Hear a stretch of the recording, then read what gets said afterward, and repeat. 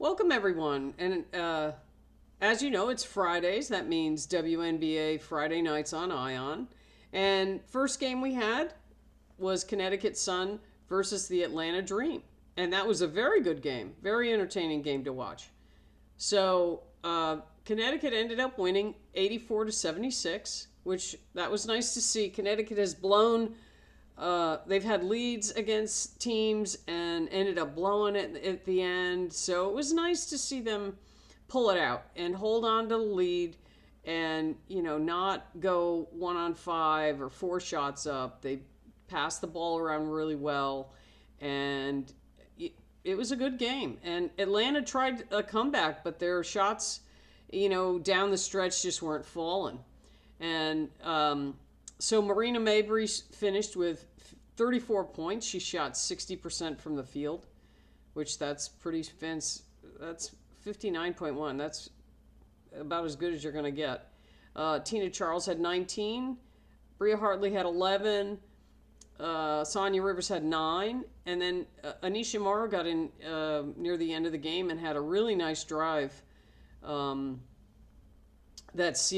was one of the plays for Connecticut that sealed the game. Alicia Gray for Atlanta. Brittany Griner had 18. Naz Hillman had 14. But the big thing was that Alicia Gray only had 11. She shot 38%, 33%. She only took 3 threes. That's highly unusual for her.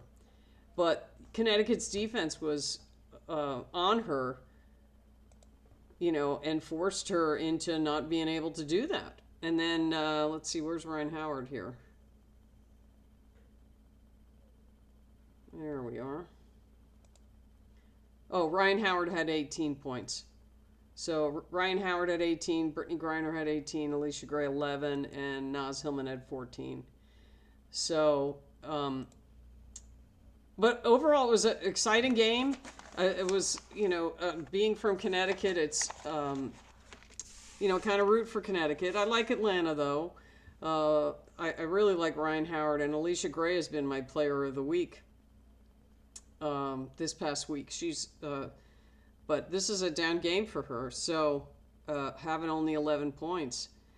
Sonia Rivers was had a nice game. She handled herself well on Connecticut, and I was happy to see them, pull it out.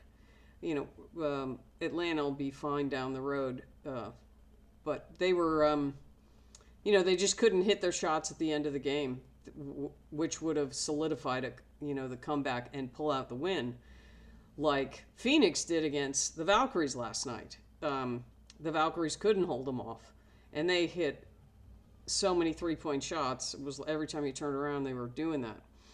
But our second game was Dallas and the Sparks, and that just went final. So let's see what we got here.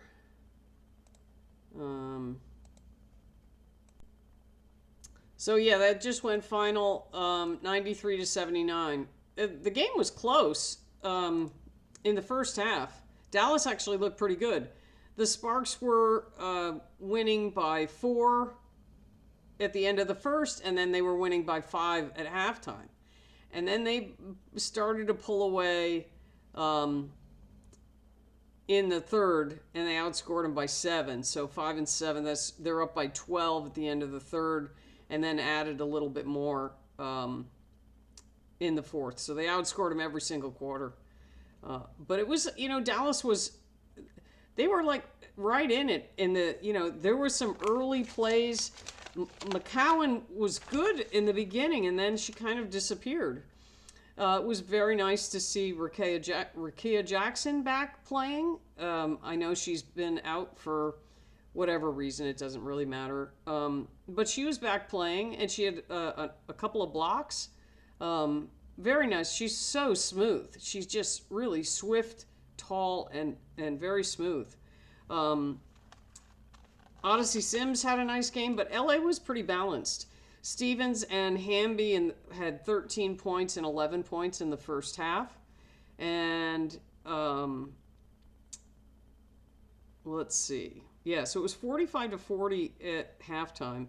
And then LA went on an 11-2 to run and built it up to 67-55. And then Dallas was coming back in the fourth, but they just didn't have enough to overcome that much of a lead. So let's see here.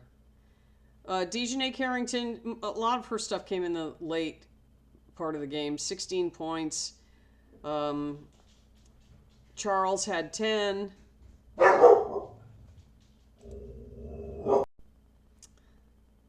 Yeah, so McCowan ended up only having 7 points, and they were all in the first quarter, and then she just disappeared.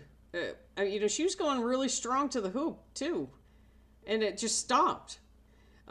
This player that I think they've just added her. I don't know how to pronounce her name. Louisa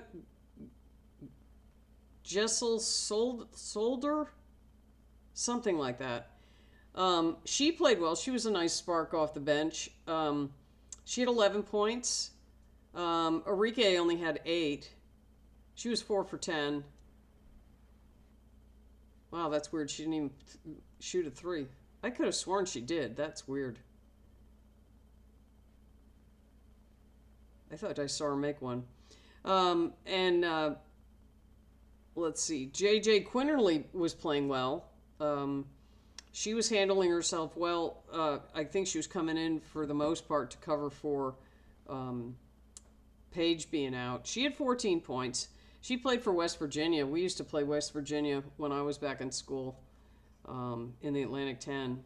West Virginia, they had a good team then. They had